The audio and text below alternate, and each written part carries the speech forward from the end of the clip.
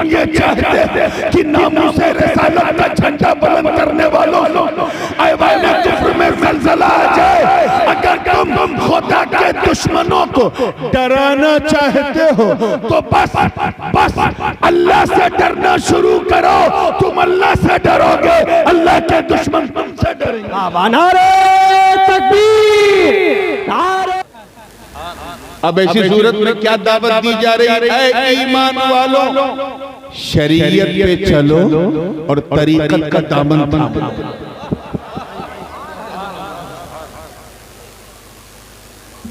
अल्लाह से डरो, यानी नमाज पढ़ो, रोजा रखो, हज करो, ज़कात दो, नेकियां करो, हराम से बचो, अम्र बिल मारूफ नहीं अनिल मुनकर के चलती फिरती एक पावर मशीन बन जाओ। ये तो हो गया शरीयत। क्या है? जोर से बोलो, शरीयत। और ये काफी नहीं, क्योंकि एक ग्रुप है जो रोजा भी रखता है, हज भी करता है, ज़कात भी देता है, और नमाज के लिए तो शहर शहर, नगर नगर, गली गली, गांव गांव जाकर गांव करता। एक ग्रुप है जो शरीयत में बड़ी मजबूती से चलने की कोशिश करता है, फंसता तरीकत। क्यों? पहली दावत तो कबूल करता है कि नमाज पढ़ेंगे, रोजा रखेंगे, हज करेंगे, ज़कात देंगे, लेकिन बस यही अल्लाह पाक क्या फरमा रहा है कि शरीयत में तो चलो, यानी अल्लाह से डरो, लेकिन ये काफी नहीं है, सच्चों का दामन भी यहाँ वो गड़बड़ हो। एक बात और बताता चलो, थोड़ा उलमा की लज़्ज़त, मंतिकी नुक्ते नजर से अगर देखा जाए तो शरीयत और तरीकत आम खास मुतलक की नहीं। हालांकि बाज़ ने मिन वजहिन भी बताया है, लेकिन वो मुझे नहीं समझ में आता। आम खास मुतलक, उमूम खुसूस मुतलक की, यानी ये तो मुमकिन है कि बंदा शरीयत वाला है, तरीकत वाला नहीं, लेकिन ये इम्पॉसिबल है कि कोई तरीकत वाला हो और शरीयत वाला। क्या बात है? ये तो हो सकता कि मौलवी साहब मदरसे से पढ़ के आए हैं, काबिल हैं, बासलाहियत है, मगर खानकाही तरबियत नहीं मिली तो मौलवी हैं, सूफी नहीं। लेकिन ये इम्पॉसिबल है कि कोई सूफी हो और मौलवी। मैं उनकी बात नहीं कर रहा हूँ जो हाथ में 10 अंगूठी, लंबा बाल। मैं कह तो रहा हूँ इको को कम कर दे भैया, कान ऐसा बंद किए हुए कि अल्लाह खैर करे। आपको समझ में? अच्छा, जिन लोगों को आवाज थोड़ा गूंज रही, हाथ उठा के बताएं।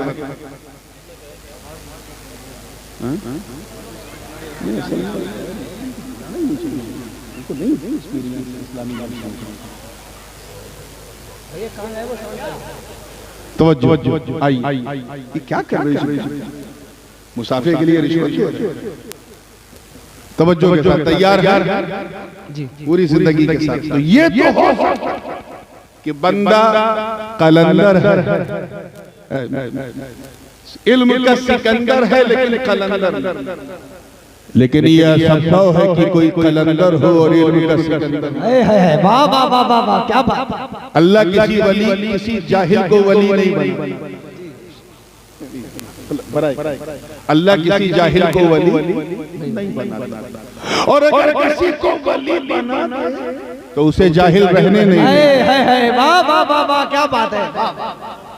तो मैं उनकी बात नहीं कर रहा हूँ कि जो 10-10 अंगूठी पहन के, लंबे बाल, 15-20 तस्वीर लटका के बाबा,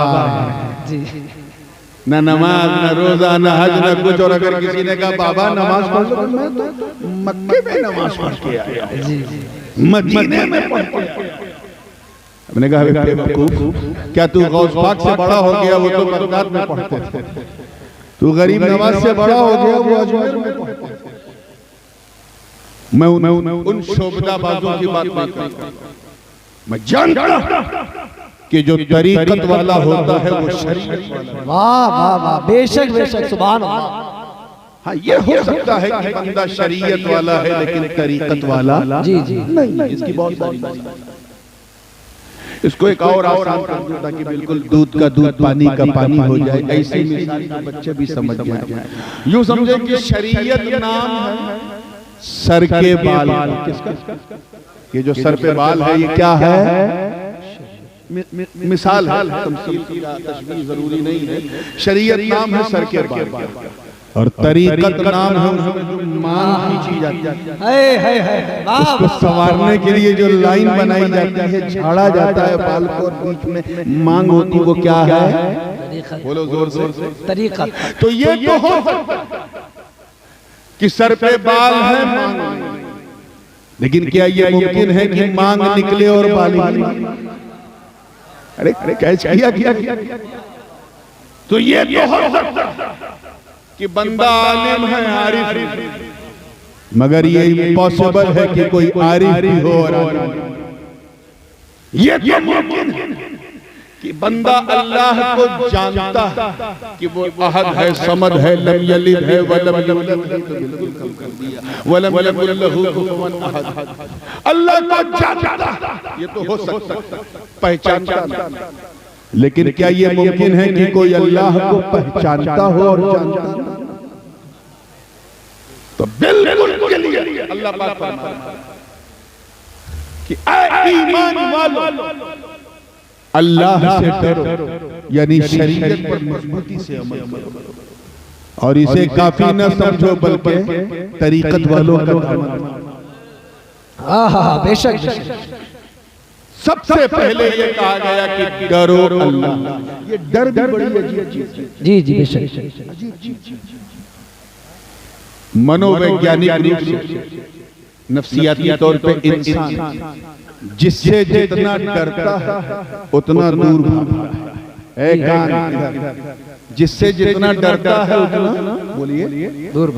मुंह में ठंडक लग रही है क्या आपको? नेचुरल है। सामने अगर आपके सांप आ जाए और हाथ में डंडा ना हो, क्या करोगे? भागो। बिल्कुल। सामने कोई बंदूक लेके तान दे और हाथ में आपके कुछ नहीं है, क्या करोगे?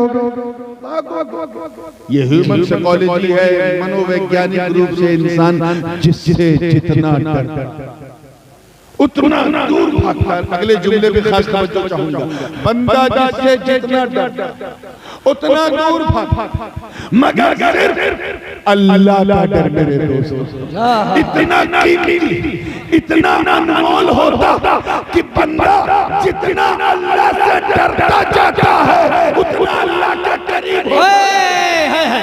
नारे तकबीर, नारे रिसालत, हुजूर ताजुल उलमा, हुजूर ताजुल उलमा, शहजादे गाज़ी मिल्लत। क्या बात है, जिंदाबाद। So if you want to get closer to Allah subhanahu wa ta'ala, then you have a fear of Him.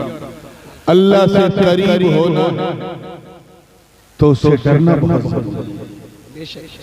वो सबसे ज्यादा करता है। उसने खुद फरमाया, सअलका इबादी अन्नी फइन्नी करीब।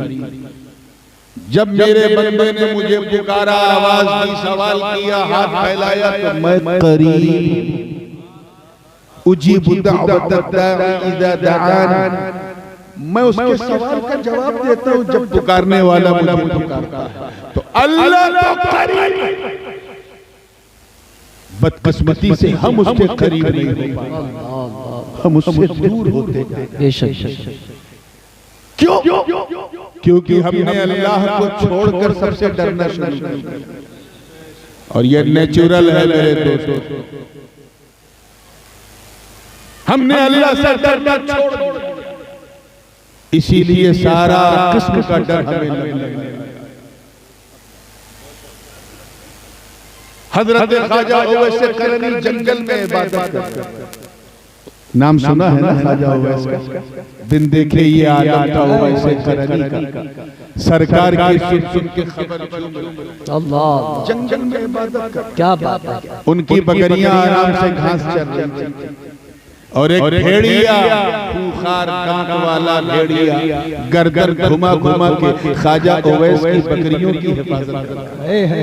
भेड़िया, क्या कहा मैंने? भेड़िया जी। शेर होता तो मैं यकीन करता, क्योंकि शेर अगर बहुत डेंजरस है तो बड़ा खुददार, अगर आप शेर को कायदे से खिला पिला दो तो आपके लिए कोई खतरा नहीं है। You can walk with the lion, आप शेर के साथ टहल घूम सकते हैं। और ये मैं कोई सुनाई बात नहीं कर रहा हूँ, ज़ाती तजुर्बा। मैंने शेर को पेट भर के खिलाया, फिर उसके साथ 500 मीटर तक चला, आधा किलोमीटर। ये और बात है कि चलने के लिए जरा सीने में शेर वाला दिल भी चाहिए। वाह वाह वाह वाह वाह, क्या बात है। वो सबके बस का रोग नहीं। शेर होता तो यकीन कर लेता, लेकिन भेड़िया मेरे दोस्तों ऐसा दरिंदा होता कि अगर इतना खा ले कि गर्दन तक खा, सांस लेने की गुंजाइश नहीं, और सामने अगर बकरी या भेड़ कुछ दिख जाए तो नोचेगा चाहे। और यहाँ मंजर अजीब, ख्वाजा ओवैस से इबादत कर रहे हैं, बकरियां आराम से घास चर रही हैं और एक भेड़िया गर्दन घुमा घुमा के बकरियों की हिफाजत कर रहा है। एक राहगीर गुजर हुआ मुसाफिर का, जब उसने ये अद्भुत, अविश्वसनीय, अकल्पनीय, इनक्रेडिबल, अनबिलीवेबल, नाकाबिले यकीन मंजर देखा तो रहा न गया। पूछा, बाबा आपको इस भेड़िए से डर नहीं लगता? इस भेड़िए से डर नहीं लगता? तो ख्वाजा ओवैस ने मुस्कुरा के कहा, तू मेरी बात कर, मेरी बकरियों को भी इससे डर नहीं। वाह वाह वाह वाह वाह। सुन, पहले मैं इस भेड़िए से डरता, अब ये भेड़िया मुझसे डरता। अल्लाह के समझ में आया। वाह वाह वाह। सुन, जब तक मैं अल्लाह से नहीं डरता, इस भेड़िए से डरता था। जब से मैं अल्लाह से डरने लगा, ये भेड़िया मुझसे डरता। वाह वाह वाह। नारे तकबीर, नारे रिसालत, हुजूर ताजुल उलमा, शहजादे गाज़ी मिल्लत। इसलिए मेरी कौम के क़य्यूम सुन्नियों, अगर तुम चाहते कि हमारे समाज में छुपे हुए असामाजिक तत्व हमसे डरे, अगर तुम चाहते कि हमारे मुआशरे में छुपे हुए भेड़िए हमसे कपकपाएं, थरथराएं, अगर तुम चाहते कि इस्लाम मुखालिफ ताकतें हमारे उलमा पर हाथ रखने से पहले 100 बार सोचें, अगर तुम ये चाहते कि नामूसे रिसालत का झंडा बुलंद करने वालों ऐवान कुफ्र में ज़लज़ला आ जाए, अगर तुम खुदा के दुश्मनों को डराना चाहते हो तो बस अल्लाह से डरना शुरू करो। तुम अल्लाह से डरोगे, अल्लाह के दुश्मन तुमसे डरेंगे। नारे तकबीर, नारे